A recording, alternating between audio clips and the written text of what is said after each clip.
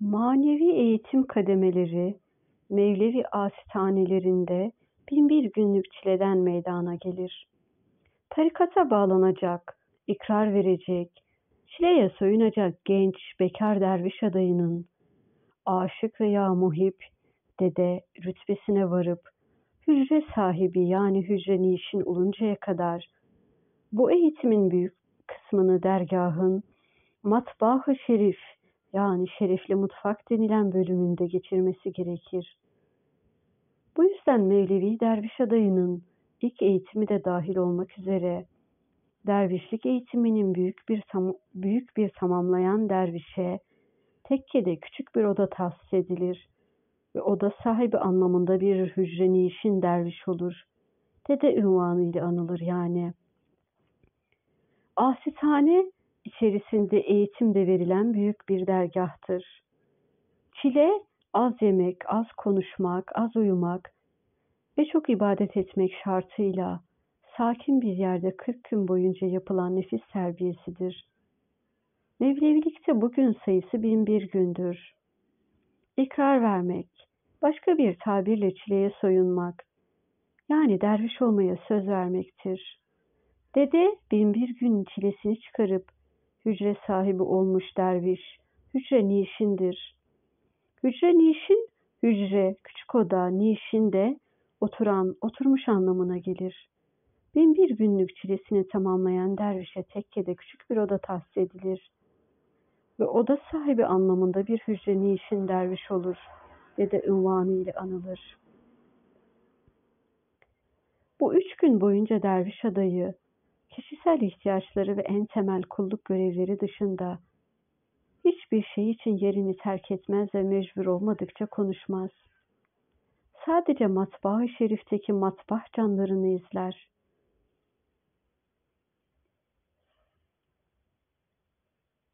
Üç günün sonunda kazancı dedenin huzuruna gidip dervişlik yolundaki eğitim için kesin kararını dile getirir.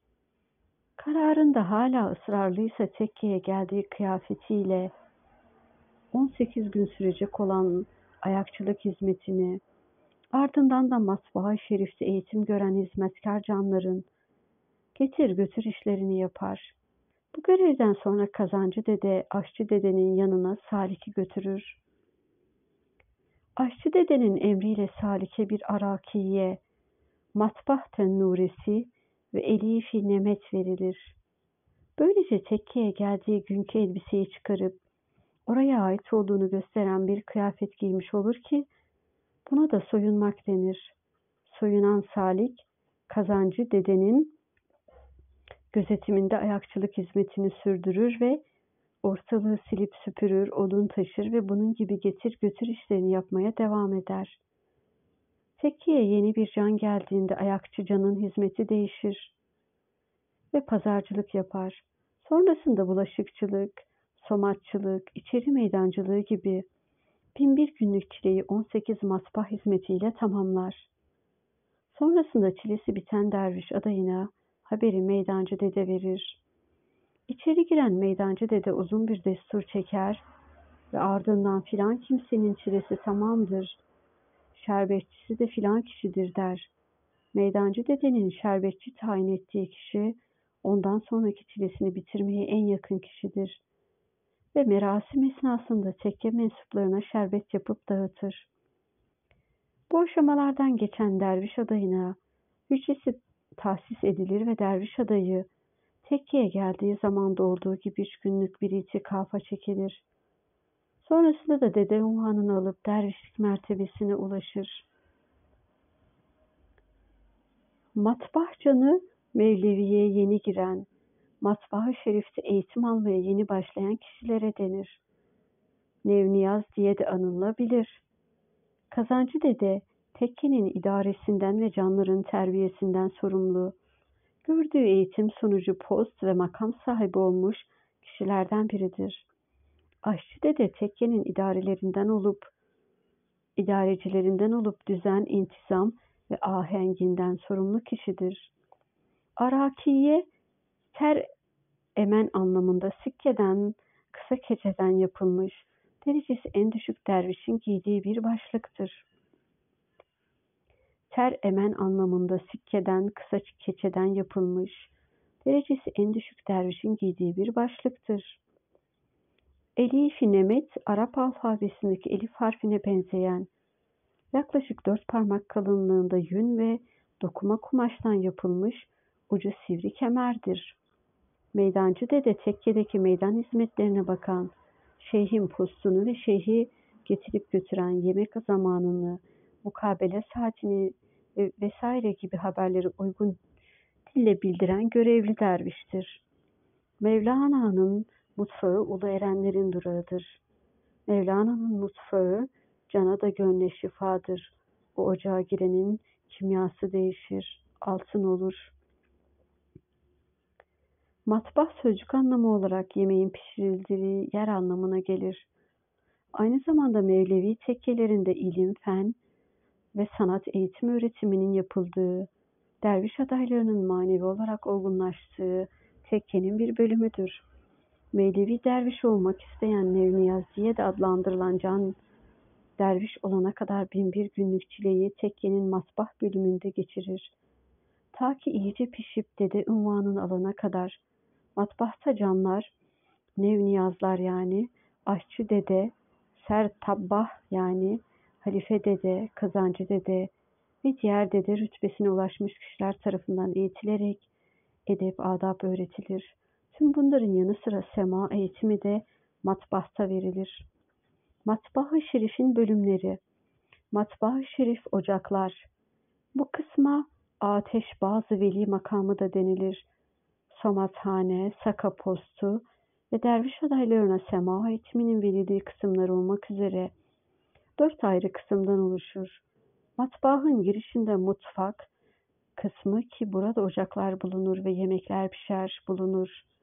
Bu kısımda mutfaktaki çalışmaları seyretmek için derviş adaylarının muhip pozisyonunda 3 gün sabırla kaldığı 1001 günlük çile yolculuğuna başlamaya karar verdikleri Saka postu makamı yer almaktadır.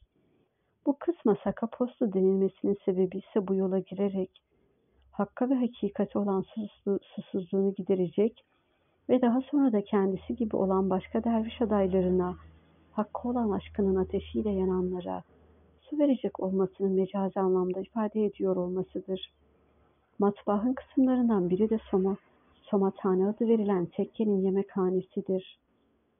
Somathane ocakların bulunduğu kısımdan daha yüksekte olan bir yerdir. Matbahta ocaklar kısmında büyük kazanlardan pişirilen yemekler hazır olunca kazancı dede besmele ve dua ile kazanın kapağını açar ve gülbank çeker. Sonrasında hazır olan yemekler somathanenin seki gibi yerden yüksekçe olan bir kısmına dizilip yuvarlak biçimli tahtadan sofra kurulur. Bunun dışında ana yemek öğünlerinin dışında kahvaltı ve bunun gibi tekkedekilerin bir araya gelmesine vesile olan yeme içme zamanları da vardır. Bu zamanlarda Elif-i Somat denilen bir sofra açılır. Elif-i Somat ince uzunlu bir şekilde yere serilen, yemekten sonra da dürülerek kaldırılan deriden yapılma bir sofra çeşididir. Aynı zamanda derviş adaylarının pazara giderken Elif'i Nemed'in üstüne sardığı ve üzerinde yola giden derviş adayının erzak koyması için cep cep bölmelerinin olduğu bir çeşit deri kumaşa da Elif-i Somat denir.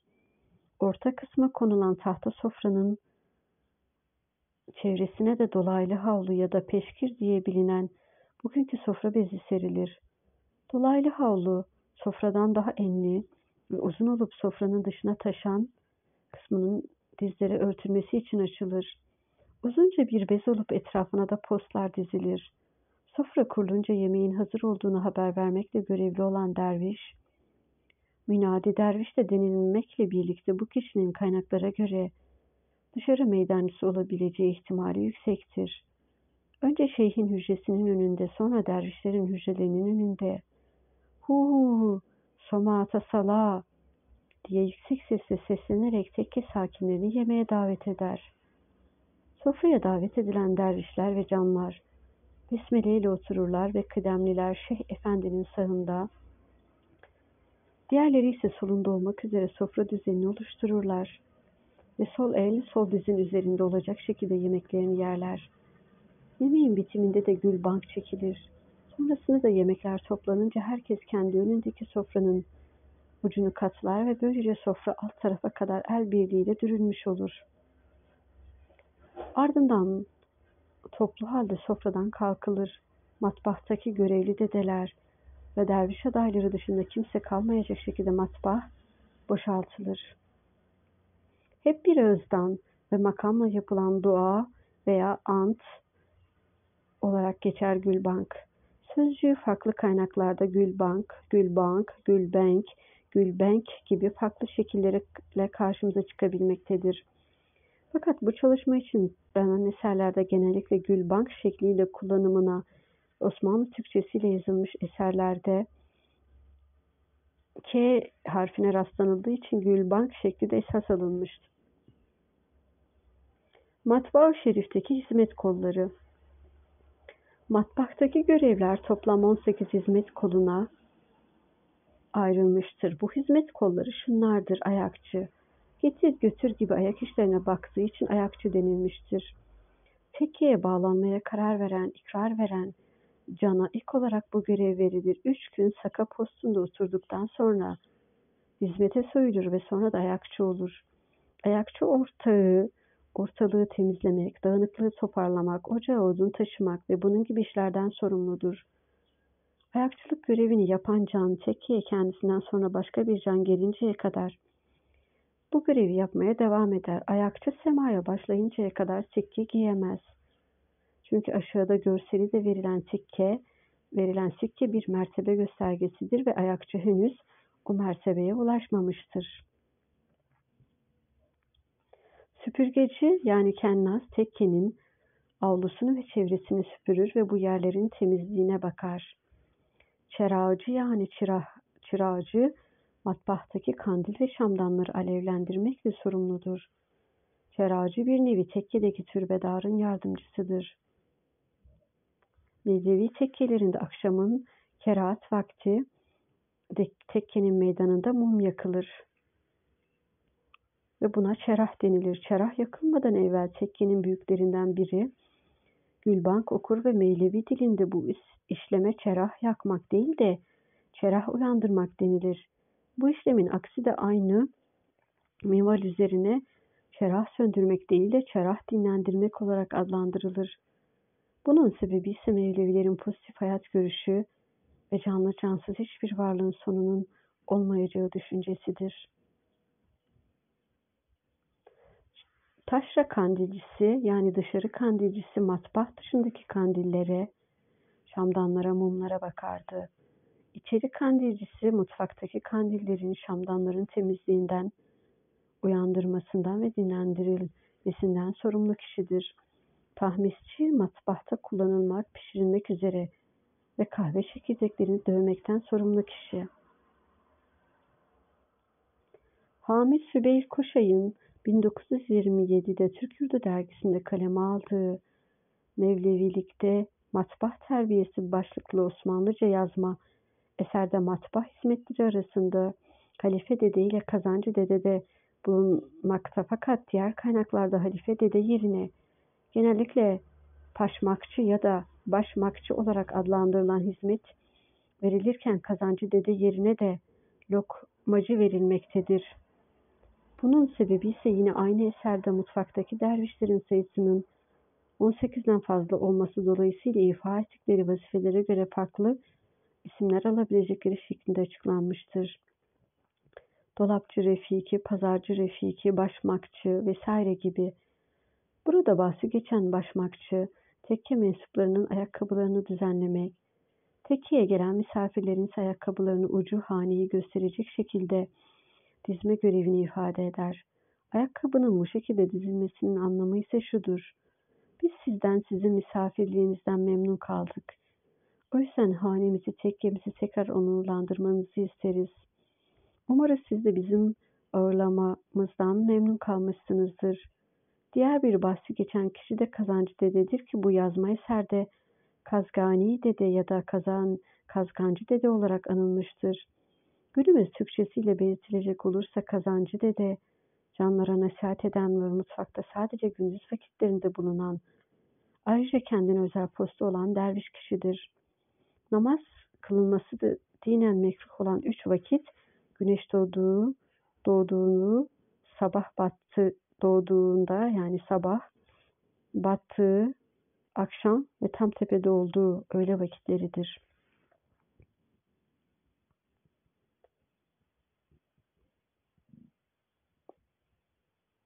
İçeri meydancısı. Matbahta kahve pişirmekle sorumludur. Cuma günleri dedeler, matbahı ve matbakta görev başındaki canları ziyarete gelir ve ziyaret esnasında onlara kahve veya şerbet ikram edilir. İç meydancısı da ziyarete gelen dedelere kahve pişirip sunmakla görevlidir.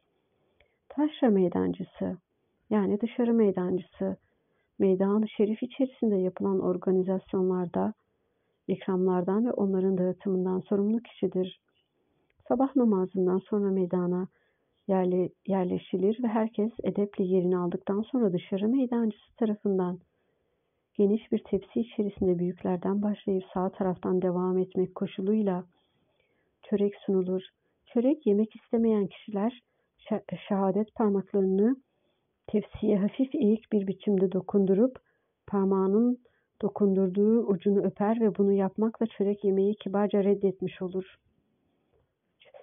Çörek alan kişilere yanında sade Türk kahvesi pişirilip ikram edilir.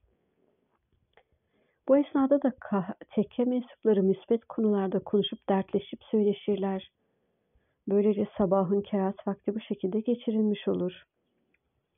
Somaççı sofrayı kurup kaldırmakla görevli kişiye denir. Bunun dışında da sofra kurulumu öncesinde ve sofranın toplanmasından sonra yerleri süpürmekle de görevlidir. Yatakçı tekkedeki canların yataklarını sermek, kaldırmak ve belirli aralıklarla hijyen adına değiştirmekle görevli kişidir.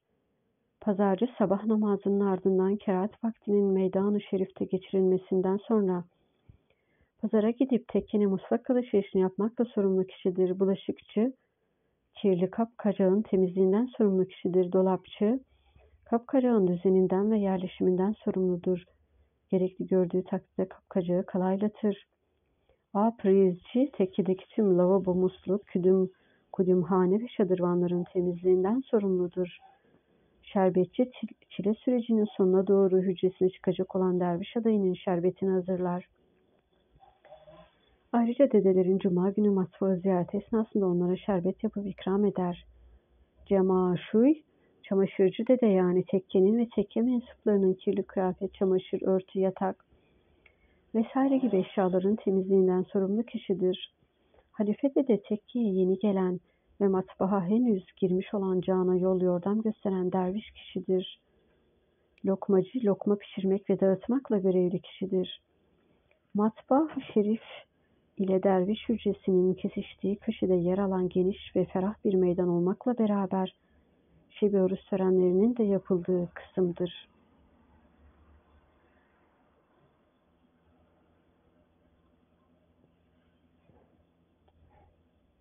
Mevlevilikte yemeğe lokma denir. Bu yüzden Mevlevilerde yemek yemek tabiri yerine lokma yemek tabiri bulunmaktadır. Bunun dışında lokma olarak anılan pilav çeşidi de mevcuttur. Bu içerisinde yağlı et, soğan, nohut, fıstık, havuç ve kestanenin bulunduğu pirincin suyunu kaynattıktan sonra üstüne bu malzemelerin konulup sonrasında pirincin ilave edilmesiyle hazırlanan bir çeşit pilavdır. Mevlana'nın doğum yeri olan Beh bölgesine ait olduğu düşünülen bir çeşit Özbek pilavıdır. Lokmaya başlamadan evvel herkes sağ şehadet parmağını ıslatıp tuza banar ve yemeğe tuzla başlanmış olur.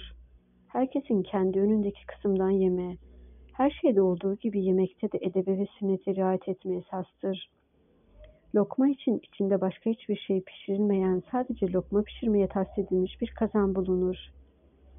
Bu kazanın muhafazası da kendisi ve içinde pişen yemek gibi özeldir. Tertemiz bir beze sarılarak sadece bu kazan için ayrılan bir dolapta saklanır. Kazan kalaylı bir bakır ya da parlak bir gümüş gibi ışıl ışıl eder. Yapılacak lokmanın miktarı kazancı dede tarafından tayin edilir ve ayarlanır. Ateş bazı veli ocağında pişirilmek üzere.